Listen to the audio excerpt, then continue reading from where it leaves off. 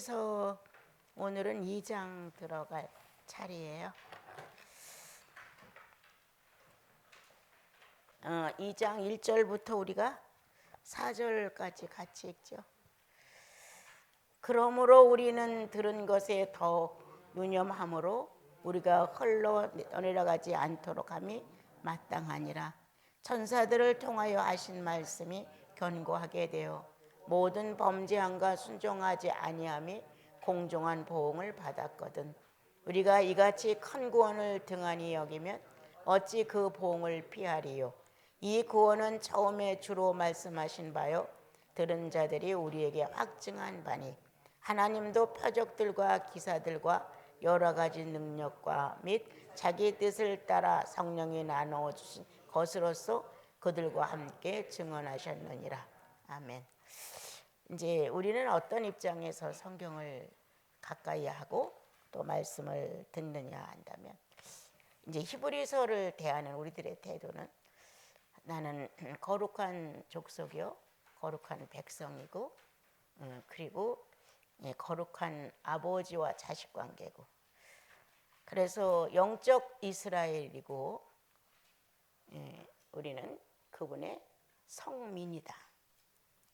그래서 이 나의 자격이 지금 이 히브리서를 대하면서 히브리인 중에 히브리인 바울 사도가 예수 그리스도를 깨닫고 나서 히브리인 중에 히브리인이 중요한 게 아니라 예수 믿고 구원받아 성령 받은 게 더 중요하다는 것을 그분이 말씀을 하셨어요. 우리도 어떤 게 더 중요한 것인가? 예수 그리스도로 거듭나서 하나님의 성민이 됐고 영적 유대인이 되었다. 이 자격을 가지고 오늘 나는 히브리인 중에 히브리인으로서 이 말씀을 한번 더 깊이 생각해 보자. 하나님에 대해 외인이었고, 짐승 같은 본능적인 삶을 살던 나에게 예수 그리스도가 오셔서 의롭다 축복을 해주셔서 그 뒤로부터 의롭게 사는 삶이 무엇인가를 배우게 된다. 우린 지금. 근데 의롭다는 삶의 표현을 잘 몰랐던 우리들이 주님 안에서 의롭다함을 받은 자격을 가지고 의롭다함을 이뤄나가려고 하니까 너무 많이 삐거덕거린다. 나의 본능적인 자아는 늘 내 기준에 맞췄고, 내 이익에 맞췄고, 내가 생각하는 것들에 내가 맞춰 나갔기 때문에 나 외에 다른 사람을 생각하는 것 아주 미약했다. 그런데 그리스도를 만나서 의인의 입장에서 삶을 살아가려고 해보니까 주님은 나 아닌 너였다는 거예요. 나보다는 너. 이렇게. 당신이 존재한다는 가치는 네가 있기 때문에 내가 존재 가치가 있다는 거예요. 이 사실을 제가 깨닫고 나섰을 때 정말 한없이 눈물이 흘렀어요. 나는 내가 있으므로 네가 있다고 늘 생각하는 사고로 나는 살아왔는데, 예수 믿고 나서 성령의 감동으로 내가 깨달았고 보니까 네가 있기에 내 존재가 있다고 하는 사실을 알게 된 거예요. 이야, 이거는 어떻게 주님은 이런 방법으로 사람을 매혹시킬 수 있단 말이냐. 나 같은 사람, 특히도 나 같은 사람은 무지해서 정말 어떤 것이 정확한지도 잘 모르는데 그 예수 그리스도에 대한 지식이 나를 사로잡음으로 인해서 이렇게 내 삶이 바뀌어져 버리는 거예요. 당신이 존재함으로 내가 존재의 의식을 느낀다. 당신이 있음으로 내가 나도 있다. 이렇게 바꿔진 사고를 가지고 살게 되니까 때때로는 이제 어긋나는 것도 있었고 안 만나는 것도 있었고 나만 억울하게 되는 같은 것도 있었고, 내 계산법에 맞춰 살던 내가 그리스도의 계산법으로 들어가자고 하면서 그 주님의 계산법을 담자고 보니까 어떤 때 막 억울한 것 같고 손해보는 것 같고 참 많이 허전하고 허탈한 적도 참 많았어요. 그러나 그게 진리였어요. 이렇게 주님께서 가르쳐 주신 법도는 늘 이렇게 나를 새롭게 인식시키는 법도였어요. 내가 알고 있던 사고에서 떠나 주님 신국에 대한 새로운 방법으로 새로운 의식으로 찾아오시는 것이었어요. 그러니까 뭔가가 다 달라지는 거였어요. 나는 기쁘지 않은데 성경은 항상 기뻐하라 하셨단 말이에요. 항상 기뻐하라는 의식이 내 속에서 완성이 될 때까지 나는 그게 의문사였어요. 내 삶이 기쁘지 않은데 어떻게 항상 기뻐할 수 있단 말인가. 이렇게 이제 생각을 했는데, 그 항상 기뻐할 수 있는 내용이 아닐지라도 기뻐할 수 있는 것은 성령의 기쁨이었어요. 야, 이 문제를 이길 수 있으니 기쁘다. 이 문제를 해결할 수 있으니 기쁘다. 이 문제 때문에 무릎을 꿇을 수 있으니 기쁘다. 이렇게 방향이 바뀐 거예요. 불행한 문제가 더 많은 내 삶에서 이 불행한 문제를 놓고 그냥 기뻐하라, 항상 기뻐하라, 이건 나에게 용납이 안 되는 거였어요. 그런데 어느 날 새로운 방법으로 내가 깨우침을 받았을 때 슬퍼도 주님, 기뻐도 주님, 부족해도 주님, 비난을 받아도 주님, 모든 게 다 주님으로 내 마음이 채워지는 거예요. 그래서 이제 그때부터 억지로가 아닌 주님을 만나 해결할 줄 아는 마음이 있었을 때 기쁨이 오는 거예요. 불행했기에 주님을 더 진작에 찾을 수 있었다. 사건이 꼬였기에 나 자신을 반성할 수 있었다. 뭔가 없어서 쩔쩔맬 때 가난이 뭔지 속에서 가난한 내 형제를 생각할 수 있었다. 다 유익한 거예요. 하나도 버릴 게 없는 거였어요. 그래서 이제 항상 기뻐하라, 쉬지 말고 기도하라, 범사에 감사하라, 이런 내용을 이제 자연스럽게 소화할 수 있었고, 그 의미가 어떻게 나를 이끌어 가는지도 이제 알게 됐던 거예요. 이제 오늘 하나님의 거룩한 백성들이 새로운 영적 이스라엘 유대인이 되어서 주의 말씀을 듣는다고 생각해봐요. 그럼 아주 익숙하게 들어오죠. 왜? 이걸 집필하신 예수 그리스도의 성령이 우리 안에 있는 거예요. 이거를 기록하시고 이걸로 상대의 기록에 감동을 주시고, 이런 성령께서 우리 안에 계심으로 나와 여러분은 이제 그분 발 밑에서 주의 말씀을 듣는 거예요. 그러니까 나의 자격은 자녀라는 자격, 거룩한 백성이라는 자격, 영적 유대인이라는 자격, 이걸 가지고 이게 하나도 어렵지 않게 보는 거예요. 그냥 내 아버지가 나에게 교육하시기 위해서 만들어 놓으신 책이다. 그래서 내가 성장이 미숙함으로 좀 못 미치는 깨달음이 있고, 조금 내가 쉬운 편에서는 작은 경험을 가지고 화답이 되는 것이 있고, 또 내 지성이 무지해서 아직 이와 같은 내용에 익숙하지 않은, 개발되지 않은 나의 이 지성 때문에 조금은 둔할 수도 있다. 그러나 성령이 어떤 성령의 능력과 표적으로 내 영혼과 여러분을 비춰주신다. 그러면 그 순간부터 그렇게 말씀이 아주 수월하고 옛날부터 들었던 것 같고 알았던 것 같고 뭔가 친근함이 마음속에 있는 것을 알게 됩니다. 그래서 이제 학년이 높을수록 그림은 작아지고 글씨는 좀 더 작아지고 내용이 깊어지죠. 그런 것처럼 나와 여러분도 주님 안에서 좀 학년이 높을수록 글씨와 그림은 작아질지라도 내용은 풍부하다는 거예요. 그래서 히브리서를 통해서 나는 영적 유대인이야, 거룩한 성민이야, 나는 반드시 주의 말씀을 알아들어야 돼. 그리고 상황이 좋을 때나 나쁠 때나 성민으로서의 자세를 나는 반드시 취해야 돼.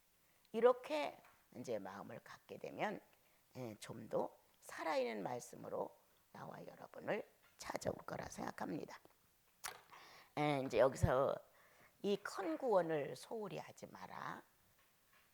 율법에 관하여서도 잘못됐을 때는 보응을 받았거든.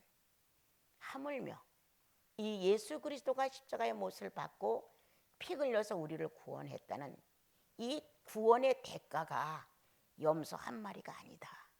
이 구원의 대가가 양이나 비둘기 한 마리가 아니다.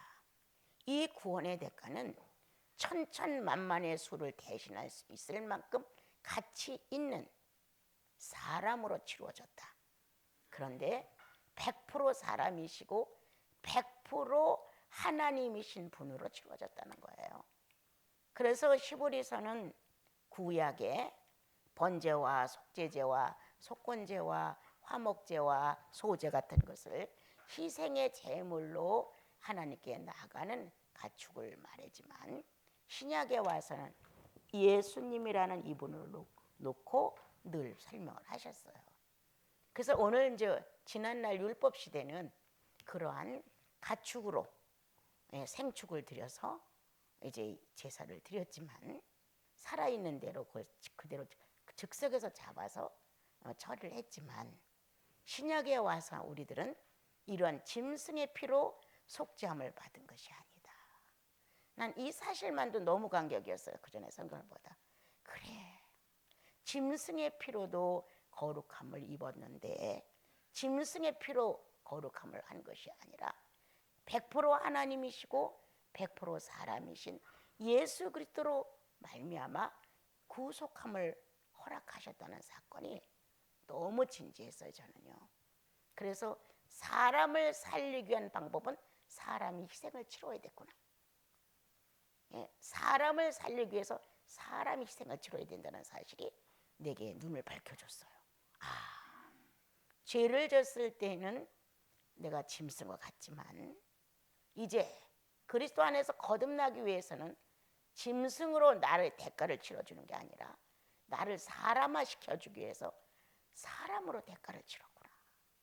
이런 이제 마음이 왔어요. 그래서 구약은 그렇게 가축으로 짐승으로 죄의 대가를 치루어서 구원을 해줬지만, 지금 신약에 와서는 짐승의 피로 우리를 구속하는 것이 아니라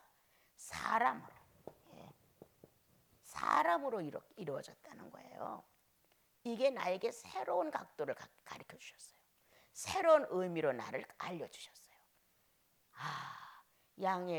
천천의 양을 잡는 것보다, 만만의 염소를 잡는 것보다, 수없는 비둘기를 잡는 것보다 사람 하나를 구원하기 위해서 사람 하나가 대가를 치렀다는 이 의미가 나는 알아지기 시작을 했어요. 그래서 변명하지 않게 하셨다. 어떻게? 나를 구속한 게 짐승의 피잖아요. 나를 살려준 게 짐승의 희생이잖아요. 이렇게 말을 못하게 하셨다는 거예요. 이방인의 이 본질, 나 같은 악질은 분명히 사건이 터져 나쁘면 나를 구원한 게 당신이에요? 짐승을 희생제로 드려서 나를 구원했잖아요. 이렇게 반박하고 배웅망덕하게 할 수 있는 게 바로 나라는 거예요. 그게 내 기질이었어요. 그게 짐승적인 의미를 가지고 있는 본능의 행위였어요. 그것을 유구무원하게 하시기 위하여, 그래, 나 하나를 살리기 위해서 당신을 주셨습니다. 그냥 순복이 되는 거예요. 짐승의 피로 가축으로 희생을 대신해서 나를 구원하셨어요. 얼마든지 반론한다. 얼마든지 저항한다. 얼마든지 대항할 수 있다, 사건을 만나면. 그런데 그렇게 못하겠다는 거예요. 어떻게 나 같은 자를 위해서 당신이 몸을 버렸어요. 이렇게 나오게끔 감동을 주시는 거예요. 어떻게 나같이 무지한 자를, 나같이 죄 많은 자를, 나처럼 소경이고 문둥한 자 같은 나를 어떻게 구원하게 하여 당신의 살을 내놓으셨습니까? 어떻게 당신의 몸을 내놓으실 수가 있어요? 어떻게 당신의 영혼을 내놓을 수 있단 말이에요? 이렇게 오히려 내가 그분에 대해 호소할 수 있고 무가치한 나를 인정하고 가치 있는 예수 그리스도를 높일 수 있었어요. 지금도 똑같아. 지금도 무가치한 나를 인정해. 그리고 가치 있는 예수님의 구속에 대하여 너무 진지한 거예요. 혼자 누워서라도 나 같은 죄인이 용서함 받아서 주 앞에 옳다함 얻은 것은 어린 양 예수의 피로 되었습니다. 속죄함. 주 예수 내 죄를 속해 주었네. 이 간격이잖아요. 그래서 주님은 신약의 구원이 얼마나 큰가를 지금 말씀하신다. 신약은 가축으로 이렇게 죄를 용서한 것이 아니다. 사람이신 예수 그리스도 피로 용서했다. 나는 반발할 수 없다. 나는 저항할 수 없다. 나는 대적할 수 없다. 100% 이분이 해놓으신 구속 사업에 대하여 난 스스로 수긍하고 스스로 절실하고 스스로 애원한다. 어떻게 그렇게 하실 수가 있었습니까? 하나님이시니까 그렇게 하실 수가 있었습니까? 사람을 만든 근본이 당신의 육체를 통해서 우리가 나올 수 있었던 유일한 대속주였기 때문에 그렇게 하실 수가 있었습니까? 많은 걸 그분께 막 얘기해가면서 어떻게 나 같은 자를 위하여 당신의 몸을 드릴 수가 있었습니까? 라는 속죄 이 고마움이 항상 나를 울려요. 예. 가축으로 했다면, 짐승으로 했다면 나 같은 사람은 반발 안 되니까요. 여러분, 뭐가 그렇게 희생이에요? 가축을 들여서 나를 속죄했다면 뭐가 그렇게 위대해요? 나 이럴 수 있는 사람이에요. 예. 그런데 하나님이신 예수 그리스도가 당신의 몸을 들여서 속죄를 했다고 하므로 나의 자는 그대로 순복이다. 그리고 어떻게 그렇게 할 수 있느냐고 오히려 나는 슬픈 그렇게 할 수 있었던 그분의 고난에 대해 나는 동참하는 슬픈 마음이 있다. 어떻게 그렇게 할 수 있었습니까? 그래서 이 1절부터 4절까지는 구약과 신약의 차이를 의미해줘요. 예, 하나님께서는 율법 시대에 천사들을 통하여서 일을 처리하시는 것도 잘못됐을 때는 상당한 보응을 받았다. 그런데 지금의 우리들이 어린 양 예수 그리스도의 피로 구속을 받았는데 이것을 업신여기면 어찌 보응이 없으리요? 이렇게 말하면서 구약의 구속과 신약의 구속의 차이점은 이만큼 다르다. 네. 그러므로 신약에 와서 하나님께 보응을 받는 일을 하지 마라. 구속이 얼마나 소중한가를 다시 한번 의미해서 알려주는 것이 1절부터 4절까지입니다. 2절에 이제 보면은 전사들을 통하여 하신 말씀이 견고하게 돼요. 그것이 이제 율법이죠. 범죄함과 순종치 아니함이 공정한 보응을 받았거든. 우리가 이같이 큰 구원을 등한히 여기고서야 어떻게 보응을 피할 수가 있겠느냐, 이렇게 말씀을 하셨습니다. 그러므로 이제 나와 여러분의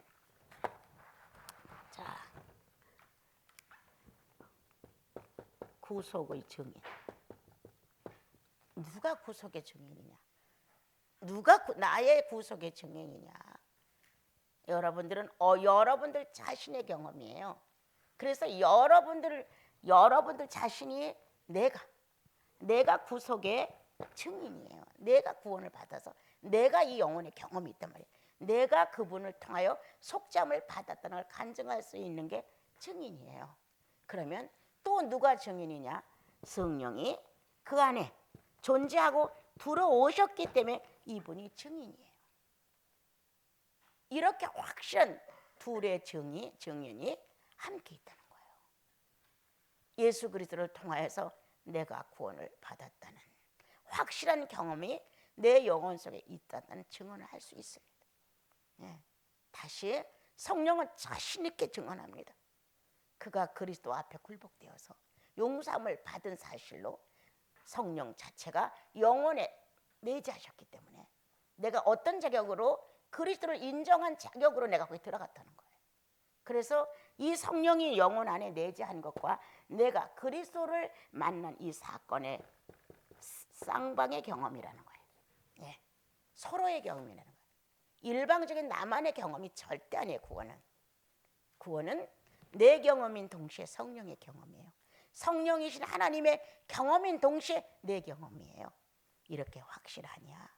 그렇다면 성령의 표적과 기사와 능력과 그 많은 것들을 활용하고 살아라. 왜 이런 것들을 등한시하고 이런 것들을 무시하고 이런 것들에 대하여 타인이냐?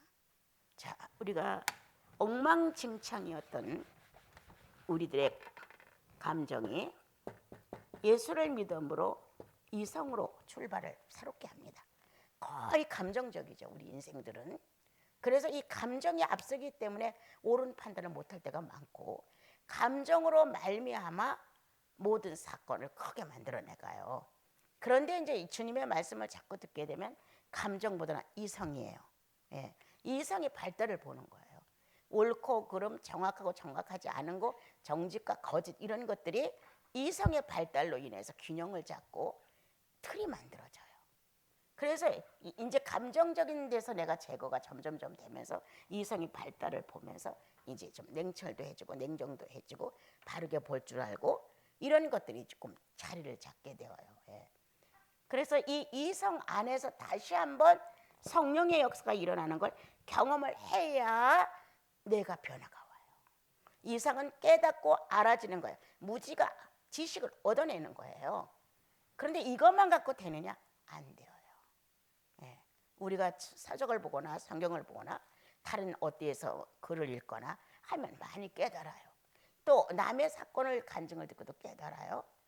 자, 지나가는 유행과 가사를 듣고도 깨달아요. 인생 무상이 뭔지를.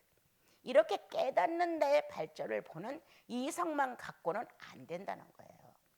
이건 좀 논리적이고 뭔가 이 삶의 어떤 표현들을 질서 있기는 하지만 이것은 변화를 주지는 못합니다. 예. 우리들의 인성의 변화를 못 줍니다. 우리들의 신성의 변화를 못 줍니다. 우리의 신성과 인성의 변화를 줄 수 있는 것 성령의 역사가 아니면 안 됩니다.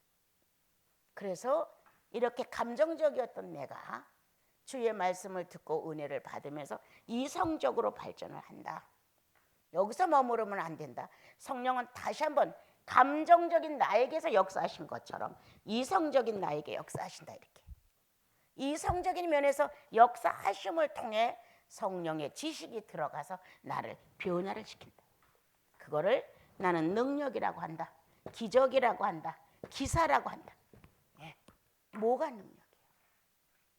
의인으로 변화되는 것. 뭐가 기적이야? 뭐가 표적이야? 무능했던 나의 모든 기관이 예수를 표현할 수 있는 능력으로 변화되는 거예요. 이게 좀 그 말이에요. 그렇게 살아야 한다 우리는. 자, 주연이가 감정적이었습니다. 작은 일이나 큰 일이나 감정이 먼저 앞장을 섰습니다. 앞뒤를 구분하기 전에 어떤 내용을 밝히기 전에 나는 감정이 먼저 앞섰습니다. 듣는 말 속에서 그 억양 속에서 내가 마음이 모아서 사겠습니다. 이렇게 감정으로 우리는 논리를 피며 살았던 사람들이에요. 그런데 구속을 받고 예수님의 말씀이 들어오고 이렇게 성경을 들어가면서 감정보다는 이성으로 이제 자꾸 기틀이 잡히는 거예요. 그래서 몰랐던 사실이 깨달아지는 거예요. 새로운 학문 같은 지식이지만 새로운 지식이 나를 자꾸 건드려주는 거예요. 그래서 여기서 이성이 조금 더 발전을 볼 때 성령은 다시 한번 이성에다 큰 역사를 해주십니다. 그래서 이 이성 안에서 자기도 모르는 어떤 탄성이 나오면서 나 아주 몹쓸 놈이었구나 한데든가 내가 이 정도로 가지고 예수 믿는다고 했구나 이런 것. 아니면 말씀이 역사를 하든 찬양이 역사를 하든 여러분들의 사생활 중에서 성령이 와서 나와 여러분의 무딘 감각을 한번 크게 치밀어 주시든 간에 그때 내가 세상으로 눈이 멀었구나. 내가 세상을 이토록 애착하면서 내 찬양은 죽었구나. 내가 예수 믿는 건 확실하지만 삶이 변화가 없구나. 뭔가가 크게 요동을 하는 거야. 이 안에서. 그건 성령이 이성 속에서 다시 한번 역사를 해주신다는 거예요. 그래서 감정이 받아들이는 것보다는 월등히 이것이 합니다. 효과가 있습니다, 여러분. 그래서 여기서 그렇게 탄성을 하면서 자기 자신을 느꼈을 때 엄청난 성령의 능력이었다. 성령은 이성 속에서 다시 한번 기적을 베풀어 준다. 바른 이성을 갖고 바른 사고를 갖고 판단을 바르게 하라고. 성령은 다시 한번 이성 속에서 역사하셔서 홍해바다가 갈라지듯 기사를 행하신다. 하늘에서 만나가 쏟아지듯 내가 여태까지 알지 못했던 모든 하나님의 기적과 이적을 물질로만 관계를 맺었는데 아니라구나. 내 영혼이 예수로 거듭나고 나서는 예수의 것으로 내가 변화해야 되는데 물질 갖고는 안 변해요. 1억이 부족해서 1억을 구해서 1억을 얻었어. 변할 줄 알아요? 안 변해요. 안 변해요, 여러분. 만평의 땅을 요구하고 싶어서 기도를 하고 만평을 샀어. 인성이 변해요? 신성이 달라져요? 안 변해요. 예. 물질 갖고는 안 된다는 사실을 크게 바꾸게 알면서, 이야, 하늘에서 내려오는 만나가 문제가 아니로구나. 하나님은 내 안에 오늘도 엄청난 기사와 이적을 행하셨는데 바로 예수 그리스도가 내 양식이로구나. 이분이 아니었더라면 내가 기쁨을 알았을까? 이분이 아니었더라면 내가 용서를 알았을까? 이분이 아니었더라면 희생을 알았을까? 이렇게 자기가 놀라는 거예요. 그래서 성령으로 말미암아 나와 여러분은 또 한 번의 성령의 역사가 이성 안에서 분명히 자신을 들추면서 일어나셔야 자신도 모르게 콧물이 쏟아져, 눈물이 쏟아져. 그것뿐인가? 걸어가며 깨달아. 이때도 내가 이렇게 했지. 이야, 이때도 내가 이랬지. 앞뒤 어디를 동서남북을 봐도 내 약점이 막 드러나는 거야. 이야, 나 부끄러워 못 살겠다. 이렇게 자기 자신의 미약한 점, 하나님 안에서 성숙되지 못한 내 모습이 저질러 놓은 일들이 너무 많은 거예요. 예수 믿으면서 찬양 그렇게 부르면서 그렇게 기도하면서 꽤나 예수인답게 산다고 생각을 했는데도 불구하고 예수님의 이름으로 막 일을 저질러 놓은 거예요. 막 감정이 저질러 놓은 것들이 어마어마하게 많은 거예요. 이야, 이거를 감각할 수 있느냐? 은혜로다. 은혜로다 정말. 이러한 재성의 내 모습을 발견하고 발이 달리던 발걸음이 콱 멈추느냐? 기적이다. 예. 여태까지 내 나름대로 나의 평점은 우수한 평점을 갖고 있었는데 이렇게 성령이 이성 안에서 한번 능력을 행해 주심으로 내 모습은 참으로 비참하다. 이렇게 느낄 수 있는 것 엄청난 하나님의 역사다. 이렇게 우리는 예수 그리스도의 구원이 값지다는 걸 가르쳐 주는 거예요. 주님이. 이렇게 값지다. 오늘도 성령은 너의 이성 안에서 충분히 변화를 일으킨다. 능력으로, 기적으로, 기사로, 표적으로 어떤 것이랄지라도. 이러한 이적과 표적이 이스라엘 민족이 애굽에서 나와서 가나안에 갈 때까지 엄청난 대역사가 있었다. 하나님과 이스라엘 민족 사이에 표적이다, 기사다, 이적이다, 능력이다 다 이런 표현을 했어요. 이건 얼마든지 구원받은 자 안에서 삶 속에서 심령 안에서 일어나는 변화다. 홍해바다를 건너는 경험을 해봤느냐? 만나가 쏟아졌느냐? 영혼 안에서. 실제로 먹을 것이 없어 애탔을 때 영혼 안에 메추라기가 쏟아져. 하나님의 것으로 예수님의 것으로 네 양식이 되었느냐? 충분히 있다는 거예요. 그런데 우리는 성령이 이와 같은 기적을 구약에도 하시고 신약에도 하시는데 물질적인 걸로만 관계를 맺었다는 거예요. 예수 그리스도의 성령으로 구원을 받아놓고도 성령의 신비한 체험이 나를 죄인으로 알려주었고 고백을 했고 예수님을 영접해서 새로운 기쁨이 내 안에서 막 싹텄단 말이에요. 희망이 솟구쳤고 하나님의 아들 예수 그리스도 실존이었어요, 내 안에. 그런 경험을 했는데도 불구하고 물질 속에서 물질로 연관을 맺다 보니까 능력도 기적도 이적도 기사도 다 물질화 시켜버려서 오늘날 우리가 예수인은 성령의 역사 속에서 오늘도 기적을 만난다. 오늘도 표적을 만난다. 오늘도 기사 속에 있다. 오늘도 능력을 만난다. 이렇게 살아가야 되는 거예요.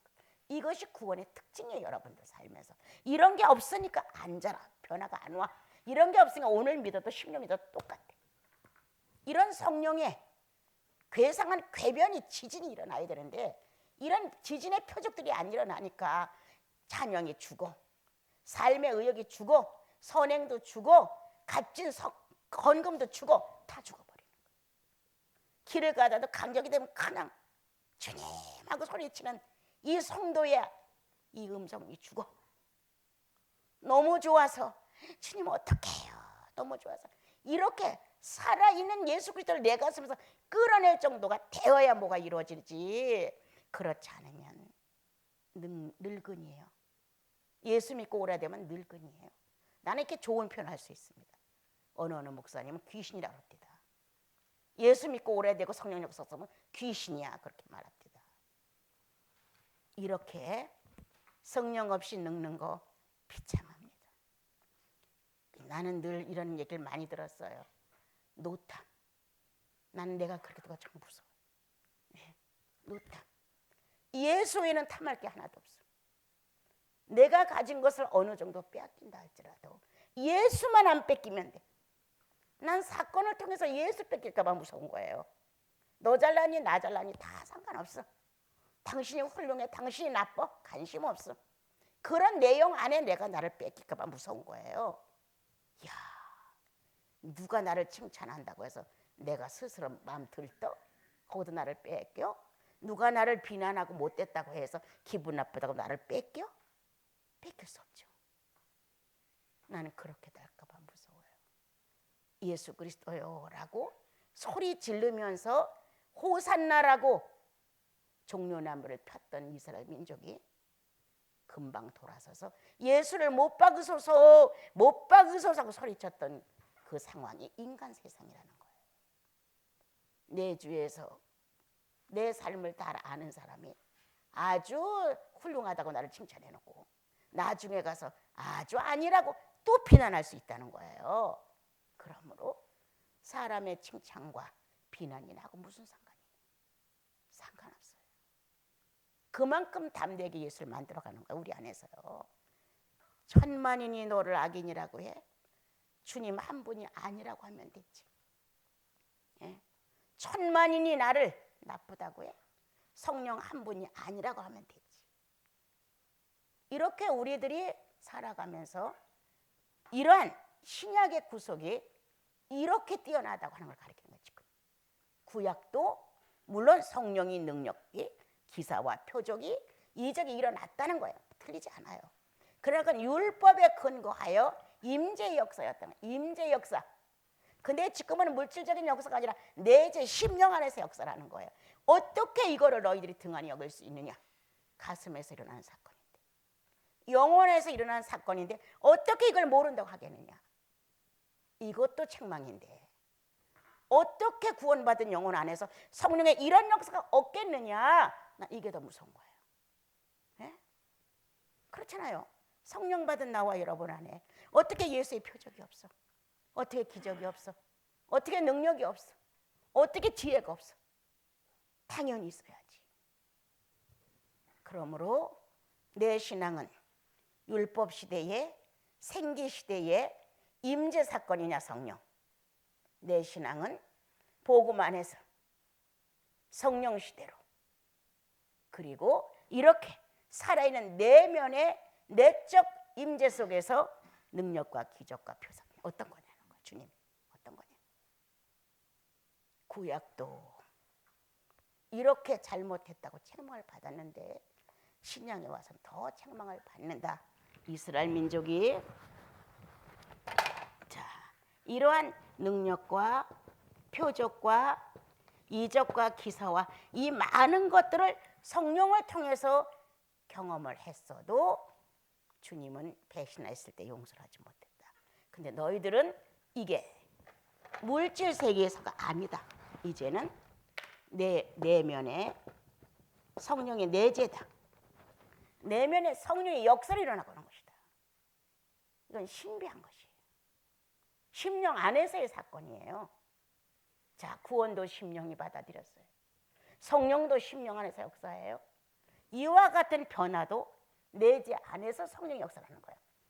이런 역사가 구약만 못해? 율법만 못해? 생기시대만 못해? 어떤 거야? 주님이 이렇게 말씀하시는 거예요. 만약 현재 네가 믿는 예수 그리스도가 이 시대만 못하다면 너도 별 수 없다. 돌아봐라.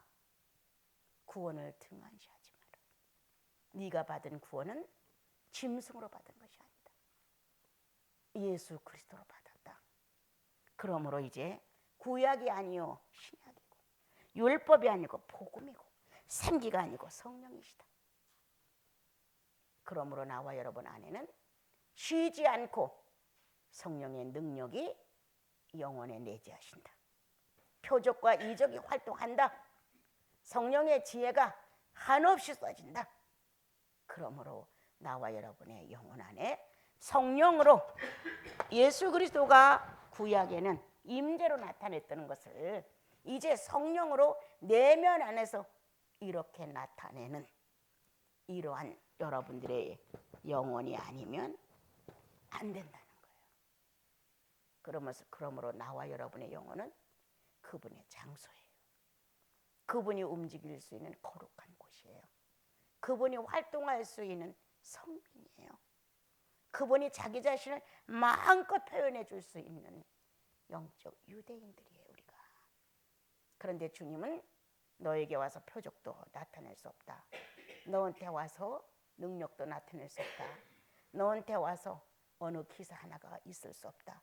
너한테 와서 어떤 성령 감동 한 번을 내가 행동할 수 없다. 이렇게 되지 마라. 이렇게 주님이 가르쳐주고 있습니다.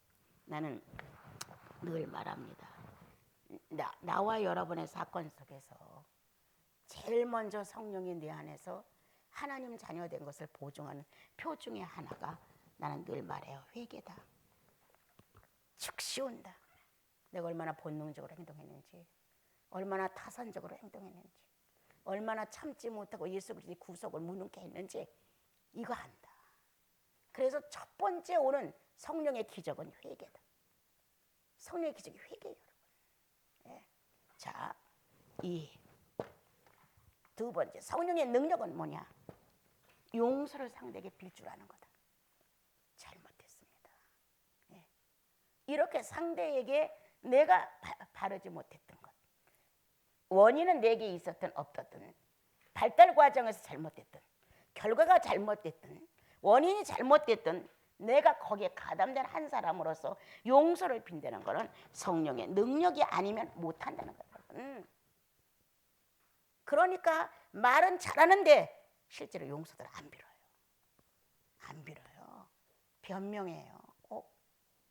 이런 일이 굉장히 많은 거예요. 오늘 성령은 능력을 행할 수 있는가 네 마음 안에서.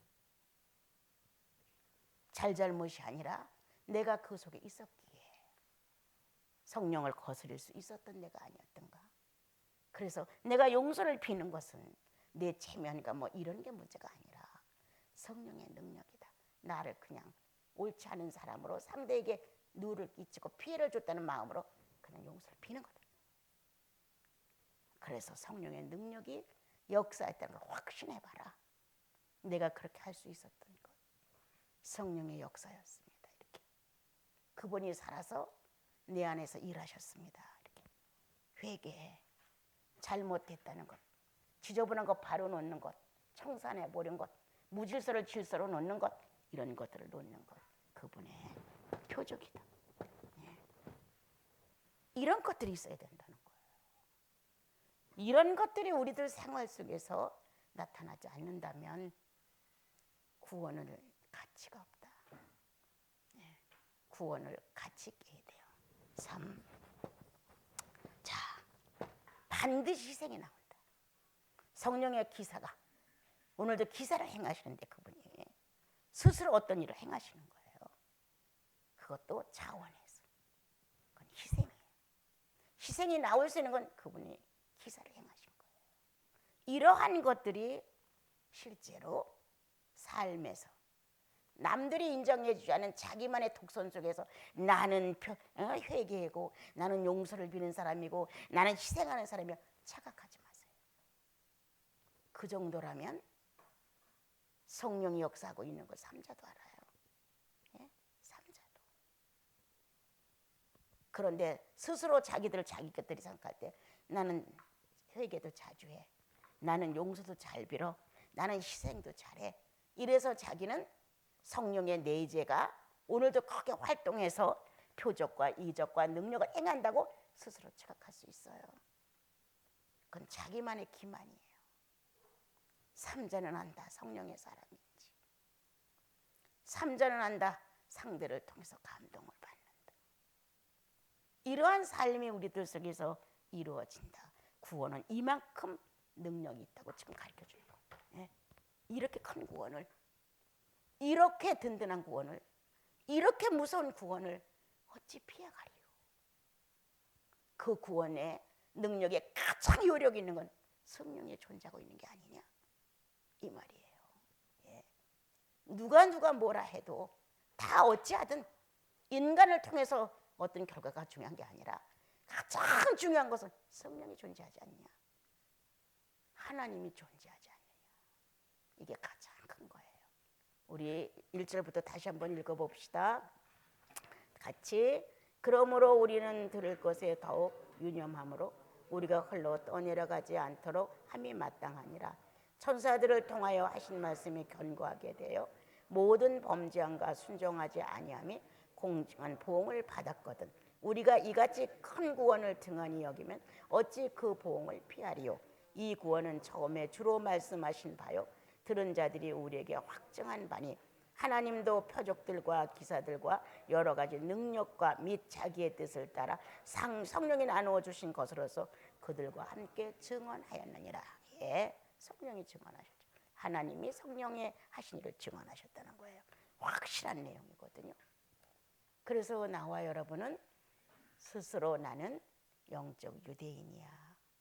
나는 오늘도 나의 여호와, 나의 구세주 주님 앞에서 교육을 받는다. 가장 으뜸의 법률의 으뜸이신 성령님 앞에서 성령의 법을 오늘 나는 문자화한다. 그리고 학문처럼 받아들이지만 성령은 이 학문처럼 이론 정립을 안에서 주님은 그렇게 이성 안에다 성령을 다시 한번 크게 역사케 하셔서 나와 여러분의 알고 있는 세상적인 어떤 지식이 아니라 성령의 경험의 지식을 안고 가게 하신다. 성도들이 쭉 쓴다면 누가 가장 옳다고 말할까? 성령의 역사가 많이 있었던 사람. 많이 있었던 사람. 둘째, 성령의 역사를 이것을 받아들일 사람. 받아야지. 역사만 하면 안 돼. 그 뜻을 받아야 돼요. 그래서 성령 역사가 가장 많았던 사람들, 주님이 확실한 땅으로 차지하신 사람들. 너는 내 땅이야. 너는 내 사람이야. 이렇게 차지했죠. 그런데 그것을 받아서 응해 주었느냐가 중요한 거예요. 예수 그리스도는 하나님의 응답이다. 하늘에서 이루어진 것 같이 땅에서도 이루어지게 해주십시오 하고 당신이 그 이름을 허락했어요. 그래서 예수 그리스도는 하나님의 기도의 응답이에요. 그럼 나는, 그리고 여러분은 주님의 기도의 응답이 돼야 되는 거예요. 우리는 내 요건을 따라서 쭉 기도 응답해 주셔서 이런 식의 신앙을 많이 가져왔는데 내 기도의 응답이 아니라 그분의 기도에 응답돼 가야 한다. 주님의 요구에 내가 응답돼 가야 되는 거예요. 그런데 우리는 그런 신앙이 아니라 내가 기도했으니까 응답이 돼야 되는 거예요. 내가 착한 일을 했으니까 주님은 한 바가지 나에게 더 주셔야 되는 거예요. 이런 식으로 신앙을 갖고 늘 보상 심리에서 헤어나지를 못해요. 주님이 나에게 보상해 주기를 바라는 것보다는 내가 좀 해봤으면 좋겠어요. 내가 어떻게 하면 주님께 보답을 할 수 있을까? 어떻게 하면 더 사랑할 수 있을까? 어떻게 하면 더 예수님에 대해 기쁘게 여기게 해줄 수 있을까? 이렇게 하는 게 정상적인 거예요. 자, 그 다음 이제 그 밑으로 내려갑니다. 자, 우리 5절 같이 읽어요. 하나님이 우리가 말하는 바 장차 올 세상을 천사들에게 복종하게 하려 하심이 아니니라. 그러나 누구인가 어디에 증언하여 이르되 사람이 무엇이기에 주께서 그를 생각하시며 인자가 무엇이기에 주께서 그를 돌아보시나이까. 그를 잠시 동안 천사보다 못하게 하시며 영광과 존귀로 간을 씌우시며. 같이 읽읍시다. 만물을 그 발 아래 복종하게 하셨느니라. 이렇게 했어요. 자, 여기서는 구원을 이룬 분이 누구냐? 예. 자, 구원을 창조할 때만 안 되고 구원의 창시자가 누구냐? 구원을 만든 자가 누구냐? 구원에 대해 외쳐준 자가 누구냐? 구원을 완성한 자가 누구냐? 난 이렇게 말합니다. 예. 구원의 창시자뿐 아니라 구원의 완성자가 누구냐가 더 중요해요. 만드시고 완성을 해야 되는 거예요. 나와 여러분은 다 예수 그리스도가 구원의 주인이라는 걸 다 알아요. 예. 구원의 주인이세요. 그분만이 구원을 자신 있게 선포하실 수 있고 구원을 이루실 수 있는 분이에요. 예. 그런데 이 구원의 창시자가 지금 어떤 상황이었느냐가 이게 기록한 거예요. 구약의 시편을 통해서 이분이 도대체 어떻게 된 상황을 갖고 계셨느냐. 구원의 창시자가 왜? 구원의 완성을 위하여. 예. 구원의 창시자가 이런 경험을 하게 된 이유가 뭐냐? 구원을 완성하기 위해서 그렇게 했다는 거예요. 그래서 거기에 보게 되면 하나님이 우리에게 말한 장차 올 세상을 천사들에게 복종케 하려 함이 결코 아니다. 예. 새로 탄생되어서 우리 앞에 오는 신구원, 새로운 나라는 하나님의 신의 나라는 우리는 난 어떠한 것이 성경에서 천국이다 이렇게 말하잖아요. 우리들의 인식은 천국은 화려하고 멋있고 우리가 너무 가난하게 살던 시대였기 때문에 뭔가 시름이 없고 근심이 없고 슬픔이 없고 이렇게 아주 최고의 이상이 있는 곳으로 천국을 그렇게 비유를 했고 그렇게 가르침을 받아서 다 그런 줄 알았어요.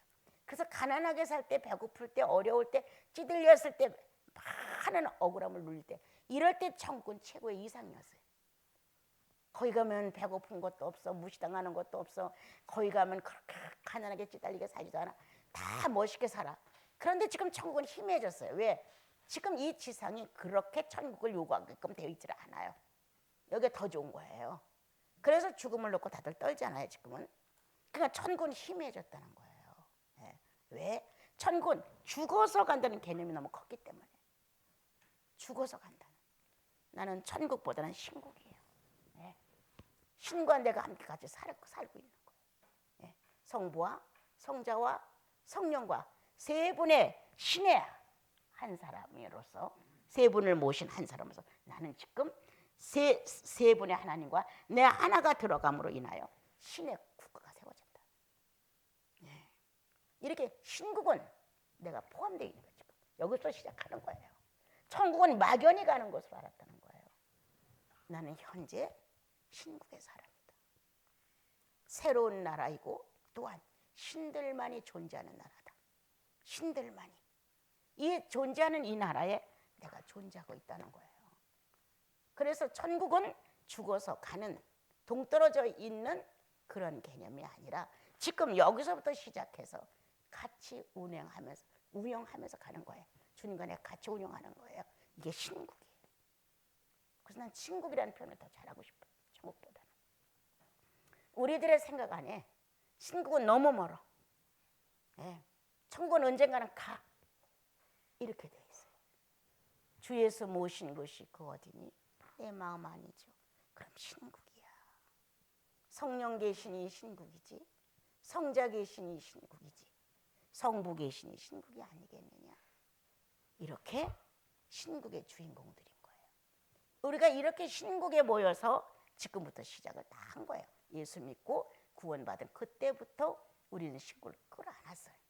또 신국에서 나를 받아들였어요. 그래서 새로운 출발을 하게 된 거예요. 그래서 이 신국에 반드시 법도가 있다는 거예요. 이 법도.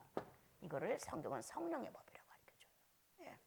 이 성령의 법에 의해서 우리가 깨달음을 깨닫고 세 분에 대하여 성부에 대해서 익숙해지고 성자에 대해서 익숙해지고 성령에 대해서 익숙해지기 시작하면 기도를 많이 해서 찬양을 많이 해서 성경을 많이 해서 뭐 봉사를 많이 해서 이래서 우리가 성숙해지는 게 아니라는 거예요, 여러분. 우리의 행위의 어떤 결과만이 성숙을 가져오는 건 아니에요. 신국에 대하여 알아야 돼요, 우리가. 성부가 나를 교육하시고 성자가 나를 교육하시고 성령이 나를 교육하신다. 그래서 신의 나라가 지금 내 영혼 안에서 이루어짐으로 인하여 나의 모든 지정의는 성부를 배우는데 총력을 다한다. 성자를 배우는데 총력을 다한다. 성령을 배우는데 총력을 다한다. 이렇게 배우다 보면 사생활이 바뀌는 거예요. 아, 주님은 나와 함께, 나는 주님과 함께. 하나님은 나와 함께, 나는 하나님과 함께. 성령은 나와 함께, 나는 성령과 함께. 이렇게 함께 같이 사는 삶을 배우게 되면, 자, 그는 빛이야. 첫날 창조가 뭐였어요? 빛이었어요. 빛이면서 밤과 낮, 빛과 어둠. 자, 이 방가라서 낭중에 할게요. 이것을 제일 먼저 인식시켰어요. 첫날에 이루어진 게 뭐냐 이 말이에요. 첫날에 빛이 이스라엘 빛이 있게 됐어요. 예. 그래서 이것을 밤이라고 나중에 했다. 어둠과 빛이라 했다. 첫날의 징조가 이거였어요. 그럼 우리가 예수 믿고 구원 받고 나면 어둠과 빛이 최고로 먼저 등장해서 날 가르쳐줘요. 이건 죄야. 이건 지옥이야. 이거는 육체야. 이거는 성령이야. 이거는 신국이야. 이렇게 가르친다는 거예요. 그래서 옛 아담이라고 하는 나와 새로운 새 아담이라는 나를 철저하게 이렇게 가르쳐준다는 거예요. 이건 옛 아담이야. 이건 새 아담이야. 빛과 어둠을 우리에게 설명하시면서 성부는 창조를 가지고 나를 교육하는 거예요. 이렇게 교육이 돼가면 어떻게 그렇게 거짓말을 쉽게 많이 잘하겠어요? 어떻게 그렇게 옛 아담처럼 선악과가 좋아서 따먹겠어요? 자꾸. 어떻게 그렇게 본능대로만 가면서 내 요구만을 살리려고 하겠어요? 안 된다는 거예요. 나는 아무리 다 가져보려고 해도 가져지도 않지만 이 마음이 허락을 안 해요. 그래서 빛은 첫날 예수 믿고 나면 반드시 구원이 창시된다. 이루어진다. 완성되어야 된다. 첫날이 마감이 돼야 되는 거예요. 그래서 나와 여러분이 예수를 믿어가면 계속 진행해요. 지금도 그죠? 빛과 어둠, 어둠과 빛, 옛사람과 새아담, 옛아담과 새아담. 이렇게 해가면서 스스로 새 아담이신 예수님을 본받고자 하는 마음으로 프로스는 기울어지기 시작하는 거예요. 이렇게 기울어지면 옛 아담을 끌어다 놔도 안 만져요.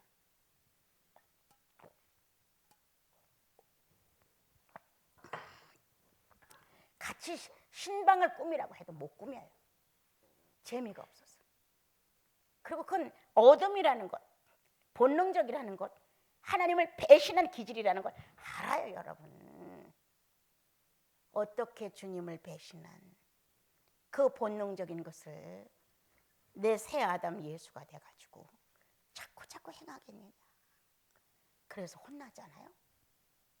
보응을 받거든 하물며 너 혼난다.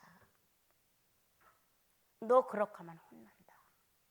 하나님의 성령과 네게 같이 있자니 그 경계를 깨뜨리면 너는 혼나. 우리가 삶을 살아가도 가끔 우리가 불상사 일어나잖아요. 삶에서 사랑관계도 뜻하지 않은 게 어려워지고 좀 아무것도 아닌데도 손해를 보게 되고 몸도 어려워지고 여러 가지가 와요. 다 미신적으로 붙이는 건 절대 아니에요. 그렇지만 돌아볼 기회는 된다. 네. 새 사람으로서 예수님의 본능을 가지고 살아가는 내가 옛 아담의 본능적으로 그렇게 행동을 하게 되면 주님이 안 돼. 더 이상 가면 안 돼. 하고 주춤하고 서서 생각할 여유를 주시는 거예요. 아, 이거 아니로구나. 고민하게 만드시는 거예요. 이렇게 해서 우리는 또 다시 옛 아담을 버리고 새 아담을 선택해 나가는 거예요. 예. 그 점점 새 아담으로 기울어지게 되면 자, 신령한 자는 신령한 것으로 판단하나니 누구에게도 가르침을 받을 필요가 없다고 되어 있어요. 왜? 이쪽으로 기울어지기 때문에 스스로 성령이 이 안에서 옳은지 옳지 않은지를 나는 가르쳐준다고 생각해요. 여러분. 내가 말했잖아요. 무하나. 그 무하나가 뭔데? 그게 그렇게 욕심나? 양심이 아니 주님이. 그 뭐 보자. 크고 주탐스럽고 좋으니까 저것 좀 응? 많이 남았어? 남았어요. 그래. 저거 정릉적 우리 엄마 좀 보내주면 안 될까? 이 더러운 욕심이 순간 발동한 거예요, 여러분. 이성을 마비시켰죠. 이게 바로 나라는 거예요. 그런데 주님이 그걸 해서 뭐해? 그렇게 가난해? 그것도 못 살 정도야? 이거 괜히 오버하면서 이 욕심 발휘하려고 기회가 온 거죠. 이렇게 했다. 그런데 주님이 흉해. 나이 70에 뭐 하는 짓이야. 흉해. 너한테 안 맞아. 이렇게 나를 울리시면 너한테 안 맞아. 흉해. 그 정도의 네 나이에 지금 그렇게 해야 돼? 성령이 하셨다는 건 나한테. 내 마음에서 이해하고 딱 정리를 해버린 거예요. 여러분, 이렇게 우리가 성령의 권고를 들을 수 있으면 우리의 본능은 옛 아담을 그리워서 찾아가서 실수를 한다 할지라도 순간 새 아담이 그렇게 하지 마. 너한테 안 어울려. 내가 여러분들에게 한마디 하는데요. 우리 형제들이 일하는 데를 내가 한번 가봤단 말이에요. 오래전의 일이죠. 옷을 다 일하는 옷을 입었죠. 다 모자도 공산당 같은 모자를 썼죠. 얼굴은 햇볕에 그을렸죠. 그 보는 순간에 이렇게 살아야 하나 이런 마음이 꽉 밀려와서 그 모습을 보고, 그런데 돌아서서 오는 내 마음에 저들 안에 성령이 있잖아, 이 마음이 들어오는 거예요. 겉은 그렇게 노동복에 모자 하나씩 다 뒤집어 쓰고 얼굴은 그냥 구릿빛에 그렇게 하는데 저들 안에 성령이 있잖아. 이게 내 위로였어요. 근데 그렇지 않았더라면 엄청 고민했을 거예요. 와, 이거 어떡하지? 왜 이렇게 우리가 살아야 될까? 하고 난 무척 고민을 많이 했을 거예요. 그 순간엔 그랬어요. 근데 딱 돌아서서 차를 몰고 내려오는데 그들 안에 성령이 있잖아. 이게 나를 크게 위로를 하는 거. 그래, 그렇게 남노해도 주의 성령이 계시는 것 얼마나 좋으냐. 그래, 이게 다르지 하고 내 마음이 돌아섰어요. 그런데 만약에 여러분들이 잘 입고 멋지고 번들거리고 그래도 성령 없어봐. 뭐에다 쓰냐고. 성령이 활동을 못 해봐. 뭐에다 쓰냐고. 아무런 쓸모가 없는 거지 우리가요. 자, 오늘 이렇게 주님이 이제 빛의 구원의 창시자는 첫날 성부는 우리를 성부의 시대로 끌고 간다. 첫날에 어떤 일이 있었느냐. 완성을 해야 된다. 첫날 완성을. 그래 둘째 날로 들어가지 않겠냐 주님이. 첫날에 이 완성은 옛 아담과 새 아담으로 확실하게 규정을 지어준다 주님. 이건 어둠이고 이건 빛이야. 이렇게 완성을 우리 안에 넣어줬어요. 그럼 그때부터 우리는 아는 거예요. 성령이 우리의 기식과 함께 지각을 사용하시면서 이건 아담의 본질이야, 이건 새 아담의 본질이야, 이렇게 가르친다는 거예요. 그래서 스스로 잘잘못을 구분해가며 분해가고 분석해가기 때문에 안다는 거예요. 그래서 예수께로 자꾸 기울어지기 때문에 우리는 고백과 회개가 삶의 전부가 되는 거예요. 옳지 않았습니다. 스스로 주님 옳지 않았어요. 그럼요. 이렇게 알게 되는 거예요. 그래서 주님이 이것을 완성하기 위해서 저를 천사보다 낮추셨다. 많은 고난을 받아야 했다. 이런 문제가 나오죠. 거기 한번 봅시다. 하나님 증언하여 이르시되 사람이 무엇이 주께서 그를 생각하시며 인자가 무엇이게 주께서 그를 돌아보시나이까. 이렇게 되어 있었어요. 자, 주님과 또 하나 아담이에요. 주님이 무엇인데, 사람이 무엇인데 주께서 생각하시며 그가 무엇인데 생각하시나이까. 인자가 무엇이간데 생각하시나이까. 예수님만 인자가 아니에요. 그래서 여긴 둘이 다 포함되어 가는 거예요.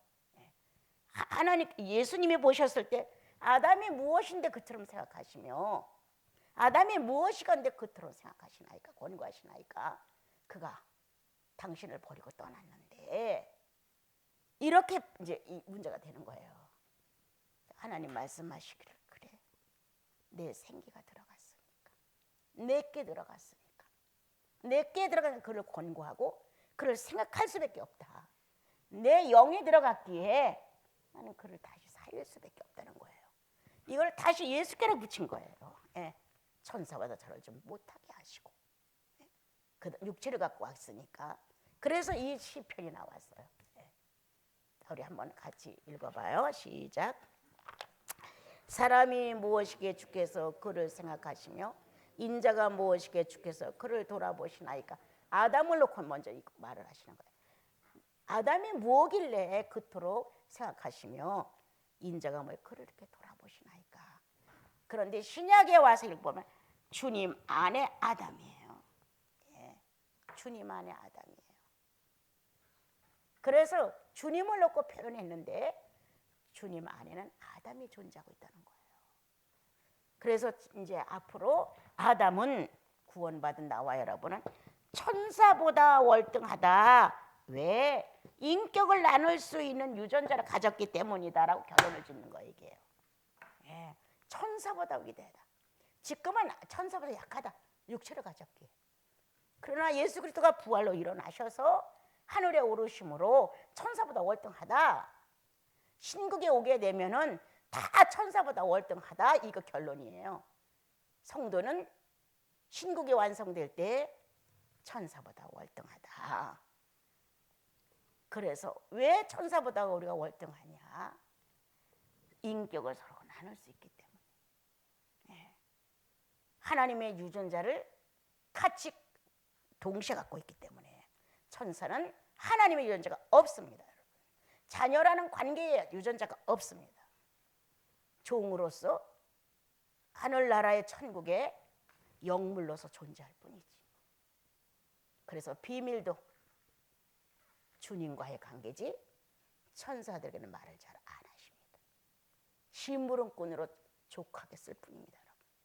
그래서 여기 보게 되면 같이 그를 잠시 동안 이제 주님께로 돌아갑니다. 천사보다 못하게 하시며 영과 존귀로 간을 씌우시며 만물 그 발 아래 복종하게 하셨습니다. 천사보다 조금 못하게 해서 고난의 주로, 부끄러움의 전부로, 수치의 전부로, 수모의 전부로 십자가를 진다는 거예요. 그러나 그렇게 창조자가, 창시자가, 자, 세상 만물을 한 창조주가 구원의 창시자가, 구원의 완성자가 이렇게 되는 이유가 뭐냐 이렇게 나온 거예요. 왜 이렇게 됐죠? 천사보다를 조금 못하게 하시고 주님이 그에게 영광의 간을 씌우시고 이렇게 고난과 아픔과 배신과 이런 걸 받으신 다음에 이 결과로 어떻게 했냐? 모든 것을 무릎을 꿇게 했다 이렇게 나와요. 무릎을 꿇게 했다. 결국 창조자가 그런 고난을 받음으로 구원의 창시자가 그렇게 비참한 관계를 가짐으로 다시 완성자가 무덤에 들어가므로 이러한 예수의 일생이 이렇게 나타났던 것은 사람, 하나님의 생기를 받은 사람, 그리고 주님이 만드는 모든 창조물들이 이분은 창조주요, 이분은 창시자요, 이분은 완성자라고 무릎을 꿇을 수밖에 없게 만들었다. 그래서 나와 여러분은 자연적으로 우리들의 자아가 무릎을 꿇는 거예요, 여러분. 엄청난 은혜와 축복을 받은 여러분이요. 창조주 앞에 무릎을 꿇어, 구원의 창시자 앞에 무릎을 꿇어, 완성자 앞에 무릎을 저절로 꿇게 되는 거예요. 꿇지 않고 끝까지 자기 자아로 성공하려고 하는 사람은 성경의 히브리서 6장처럼 병들어 죽게 된다. 주님이 부끄러운 구원에 들어간다. 이렇게 영생의 확실한 내용을 주님이 밝혀서요. 그렇게 하지 마라. 그렇게 부끄러운 구원을 갖고 천국에 오면 되겠느냐? 하나님을 버리고 네 욕망대로 살다가 정말 겨우 구원 하나 받아가지고 돌아오는 자가 되면 되겠느냐? 그래도 내가 너희가 말을 안 들어서 내가 네 재물을 다 가져간다. 네가 너무 말하는 네 육체를 내가 쳐버리겠다. 왜 이렇게 성령을 거스리느냐. 결과가 그렇게 온다는 거예요. 성경에 기록된 대로 하는 거야 지금요. 그러나 오늘도 주님은 나를 무릎 꿇게 하셨습니다. 나를 만드신 창조주 앞에, 나를 구원하신 창시자 앞에, 나를 완성시키신 그리스도 앞에, 성령 앞에 지금 내가 무릎을 꿇습니다. 이렇게 여러분들의 착하고 고운 모습, 또한 내가 이렇게 무릎을 꿇는 것은 당신이 그렇게 고난을 받으시고 천사보다 못한 대우를 받으시고 죄인처럼 취급을 받으셨기에 내 영혼이 그렇게 될 수밖에 없습니다. 이렇게 되어지는 관계를 맺었다고 성경은 우리에게